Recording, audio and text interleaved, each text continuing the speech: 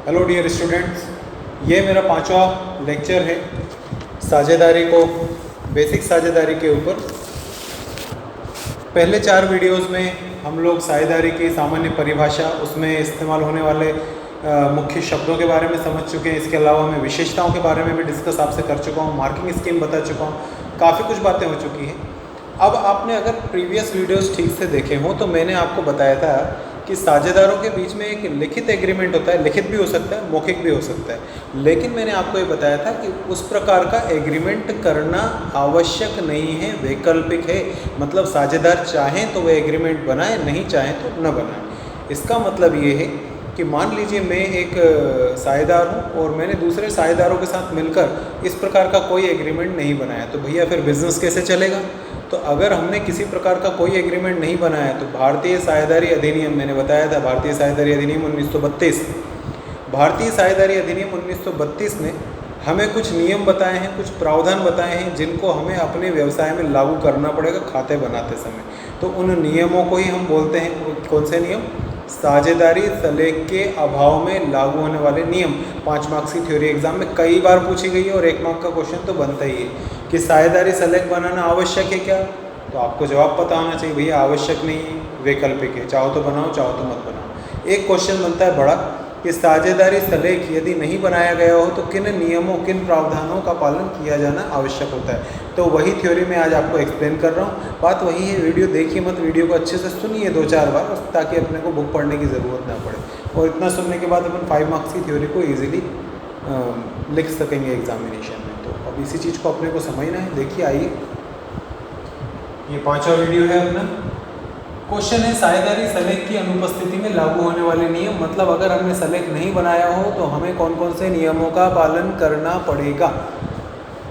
हमें ज्ञात है, हमें ज्ञात क्यों है? क्योंकि मैंने प्रीवियस वीडियोस में आपको ये बात बताई है। हमें ज्ञात है कि सलेख का निर्माण वैकल्पिक है, आवश्यक नहीं। वैकल्पिक मतलब मर्जी है, चाहो तो बनाओ चाहो तो मत बनाओ। यदि फर्म में सलेख नहीं बनाया गया हो तो भारतीय साझेदारी अधिनियम 1932, बार बार इस पर मैं फोर्स कर रहा हूँ, भारतीय साझेदारी अधिनियम 1932 1 मार्क का क्वेश्चन बनता है। यदि फर्म में सलेख नहीं बनाया गया हो तो ये अधिनियम के अनुसार निम्न नियम लागू होंगे। इन नियमों को नियम भी बोल सकते हैं, प्रावधान भी बोला जाता है कि उन प्रावधानों को बताइए जो भारतीय साझेदारी अधिनियम में कि लागू होते हैं। तो देखिए, पहला है लाभ हानि विभाजन। भाई व्यापार करोगे, साझेदारी करोगे, व्यवसाय को लाभ भी हो सकता है, व्यवसाय को हानि भी हो सकती है। अब व्यवसाय को लाभ हुआ है या हानि हुई है, साझेदारों में उसका विभाजन तो करना ही पड़ेगा। तो क्वेश्चन ये पैदा हो रहा है कि हम लाभ या हानि का विभाजन कैसे करें। तो अगर आप किसी और प्रकार से विभाजन करना चाहते हैं तो भैया अपना साझेदारी सलेख बना लो। लेकिन अगर आपने साझेदारी सलेख नहीं बनाया है तो कानून क्या बोलता है? लाभ हानि का विभाजन कैसे होगा? समान अनुपात में किया जाएगा, मतलब बराबर बराबर होगा। किसी ने ज़्यादा पूंजी लगाई हो, किसी ने कम पूंजी लगाई हो, उससे कोई लेना देना नहीं। सब साझेदार है, सबको लाभ भी बराबर मिलेगा, हानि भी बराबर मिलेगी। पहला नियम। दूसरा नियम है पूंजी व आहरण पर ब्याज। पूंजी मतलब व्यापारी ने घर से पैसे ला कर दिए, और आहरण मतलब व्यापारी ने व्यापार से पैसे निकालकर अपने निजी काम के लिए घर पर लेकर गए। तो अगर उसने अपनी पूंजी लगाई है तो हो सकता है उसको ब्याज दिया जाए, और अगर उसने आहरण किया है तो हो सकता है उससे ब्याज लिया जाए। तो अगर आपको किसी भी प्रकार का ब्याज का लेन देन करना है तो आपको साझेदारी सलेख बना लेना चाहिए। कानून बोलता है कि अगर आपने ऐसा कोई साझेदारी सलेख नहीं बनाया है तो ऐसी दशा में पूंजी व आहरण पर ब्याज नहीं लगाया जाएगा। मतलब ना पूंजी पर ब्याज देना है, ना आहरण पर ब्याज लेना है। थर्ड है साझेदारों द्वारा दिए गए ऋण पर ब्याज। अगर साझेदार ने फर्म को, मतलब व्यापार को, किसी भी प्रकार का ऋण दिया है तो उस पर प्रति वर्ष, मतलब पूरे साल में कितना ब्याज दिया जा सकता है? 6%। ये प्रतिवर्ष शब्द हमेशा आपको याद रखना।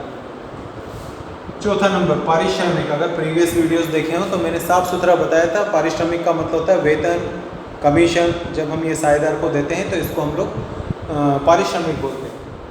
ये बात भी मैंने आपको बताई थी कि साझेदार जो है वो व्यवसाय का स्वामी है। भाई स्वामी को सिर्फ लाभ में हिस्सा प्राप्त करने का अधिकार होता है, बाकी कोई वेतन तो नौकर को दिए जाते हैं। स्वामी को किस बात का पारिश्रमिक दिया जा रहा है? तो अगर आपको कोई पारिश्रमिक चाहिए है, वेतन, बोनस, कमीशन कुछ चाहिए, तो आप एग्रीमेंट बना लीजिए, डीड बना लीजिए। लेकिन अगर आपने डीड नहीं बनाई है तो कानून क्या बोलता है?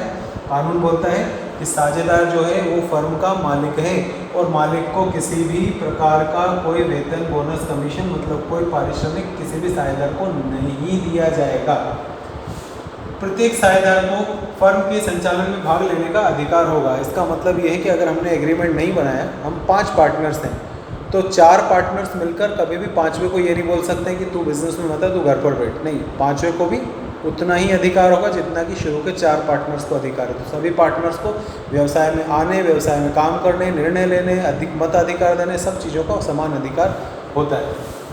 छठी पॉइंट, सामान्य मुद्दे। छोटे मोटे मतभेद हो रहे हैं या छोटे मोटे निर्णय अगर लेने हैं तो वो बहुमत से लिए जाएंगे। बहुमत का मतलब अगर 10 पार्टनर है तो 6 पार्टनर्स जो बोलेंगे वो काम होगा।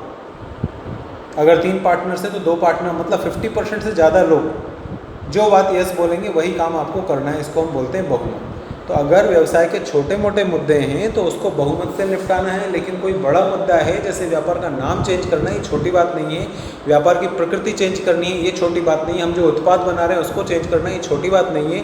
हमें अपना एड्रेस चेंज करना, ये छोटी बात नहीं। तो अगर किसी भी प्रकार का ऐसा बड़ा मुद्दा अगर चल रहा है कि आपको व्यापार की प्रकृति चेंज करनी हो या आपको व्यापार का उत्पाद चेंज करना हो या व्यापार का पता चेंज करना हो, तो ये तभी किया जा सकता है जब बहुमत नहीं, सभी के सभी साझेदार जब तक एग्री नहीं होंगे तब तक आप ये चेंजेस नहीं कर सकते। तो क्या बोला मैंने, लास्ट पॉइंट क्या बोलती है हमारी, कि छोटे मोटे जो मुद्दे होंगे उनको बहुमत से निपटाओ, मतलब आधे से ज़्यादा लोग जो बोलेंगे वो काम होगा। और अगर बड़े बड़े मुद्दे होंगे तो उसको सभी साझेदारों की सहमति से ही किया जा सकता है। कुछ साझेदारों की सहमति से फ़र्क नहीं पड़ेगा, सभी यस बोलेंगे तभी काम चलेगा। तो ये बहुत इंपॉर्टेंट थी और इसको एज ए थ्योरी मत लीजिए, ये पूरा प्रैक्टिकल पोर्शन है। जो शुरू की 4 पॉइंट्स आपको दिख रही हैं ये क्वेश्चंस करते समय काम आएंगी, और लास्ट की 2 पॉइंट प्योर थ्योरेटिकल है, वो मैंने इसलिए डाल दी क्योंकि 5 to 6 मार्क का क्वेश्चन आएगा तो आपको 5 से 6 पॉइंट्स लिखना आनी चाहिए। तो ये नीचे की 2 पॉइंट्स का न्यूमेरिकल्स करते समय कोई यूज़ नहीं होगा, लेकिन शुरू की 4 पॉइंट्स पर न्यूमेरिकल्स का बहुत ज़्यादा यूज़ होगा। आपको बार बार लाभों का विभाजन करना पड़ेगा, ब्याज की गणना करनी पड़ेगी। तो जिस बच्चे को ये रूल याद होंगे वो आराम से समझ जाएगा कि हाँ सर ने बराबर क्यों विभाजन किया है या ऋण पर 6% ब्याज क्यों लगाया। और जिसको रूल्स याद नहीं होंगे वो कन्फ्यूज़ होगा कि कब क्या करना है कब क्या नहीं करना है। तो बहुत सिंसियरली अटेंटिवली पूरे वीडियो को ध्यान से सुना करो, देखो मत। उसको देखने से आंखें ख़राब होगी। जब देखने वाला वीडियो आएगा तो मैं बता दूंगा कि भैया अब इसको वीडियो को देखिए आप, लेकिन अभी ये थ्योरेटिकल पार्ट चल रहा है, मैं पूरे रूल्स रेगुलेशंस एक्सप्लेन कर रहा हूँ। तो आप इसको बस ध्यान से लेट जाइए अपने बिस्तर पर और सुनते रहिए इसको 2 बार 3 बार 4 बार। समझ गए बात? तो चलो कल मिलते हैं।